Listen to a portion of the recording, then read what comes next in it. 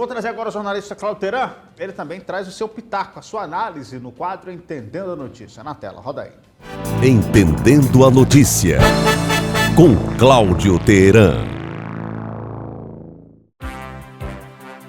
Amigos e amigas do Sertão Central Cearense, Elistênio, ouvintes e seguidores do Sistema Maior de Comunicação.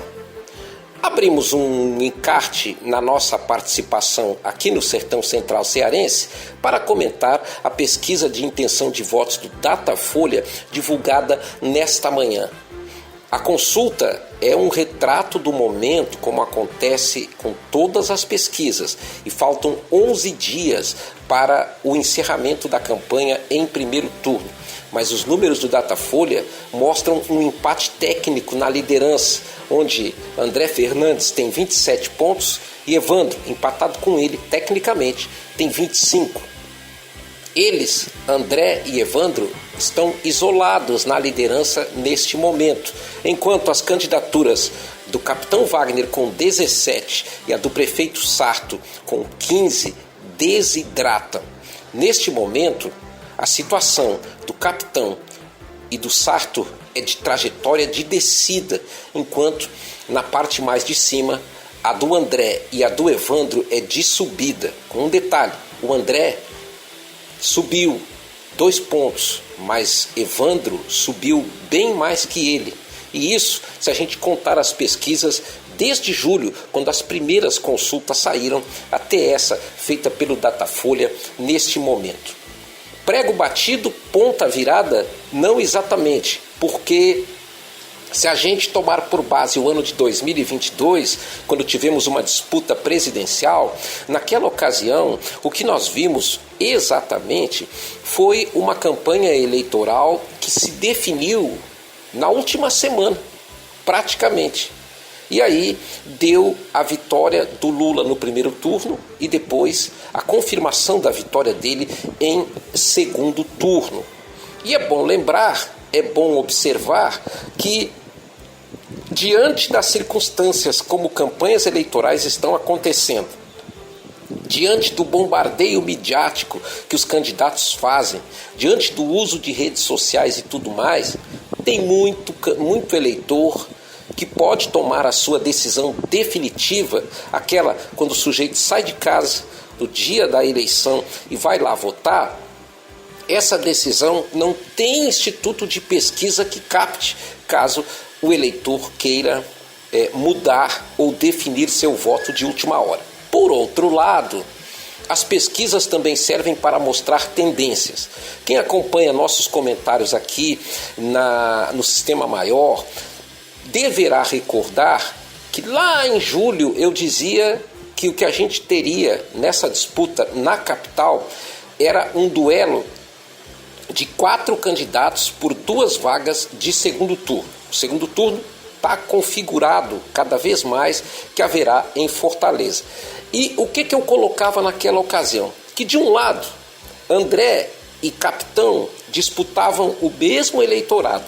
De outro lado, Sarto e Evandro também disputavam o mesmo eleitorado. Claro que é bem fácil dizer que a campanha do Sarto, pela maneira como ela foi tocada, pela persistência de transformar o Sarto numa pessoa que ele não é, com aquele óculos Juliette, que essa foi uma das falhas mais clamorosas da postulação do prefeito em seu projeto de reeleição. É verdade, mas só em parte, porque, de outro lado, a estratégia do Sarto como prefeito começou a ser dinamitada pelo Ciro Gomes lá em 2022, quando ele, por razões nunca explicadas, decidiu romper a aliança do PDT com o PT. O resultado é que ele enterrou o Roberto Cláudio naquela disputa. E agora, caso se confirme a não ida do Sarto para o segundo turno, ele enterra também o prefeito. E dessa responsabilidade, o ex-governador e ex-ministro e ex-prefeito não poderá fugir. Do outro lado, onde estão situados Evandro e André, o Evandro beneficiado por uma propaganda muito eficaz e muito eficiente na televisão, coisa que também beneficia André Fernandes, que também tem uma propaganda muito eficaz e muito eficiente.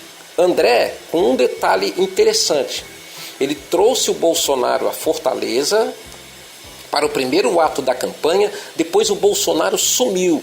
Bolsonaro só é visto na campanha do André em cartazes e adesivos de automóveis, mas André nem menciona o ex-presidente em sua campanha. E por que ele fez isso? Isso também é estratégia, porque aqui em Fortaleza, e eu estou falando de Fortaleza para o Sistema Maior, na capital as pesquisas mostram que a rejeição ao Bolsonaro é muito mais alta que a rejeição ao presidente Lula.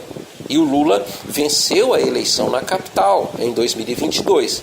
Camilo é a liderança que tem mais peso político entre todas as lideranças dentro da capital de todos os cearenses. Então todos esses ativos são calculados e são levados em conta pelos candidatos em uma disputa.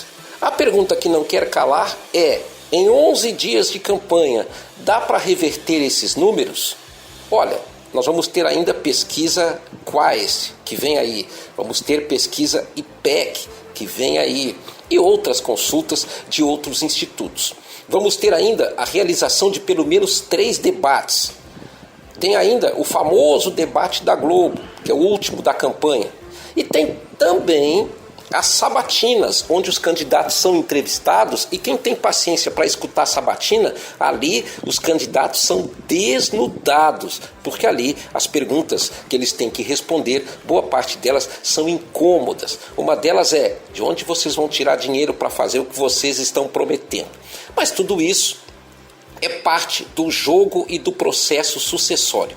Essas pesquisas, essa do Datafolha e as demais que saem nas próximas horas, vão impactar nas campanhas. E você verá, como já está vendo, na propaganda que é feita no rádio, na televisão e nas inserções, aqueles famosos chamados comerciais de campanha eleitoral. Pesquisa é um retrato do momento? É sim, mas a tendência é que nós tenhamos uma disputa entre uma das máquinas, a do Estado, que é mais forte que a da Prefeitura, principalmente na conjuntura política, porque o Camilo tem muito mais recall positivo do que o Ciro Gomes na transferência de votos para seu candidato.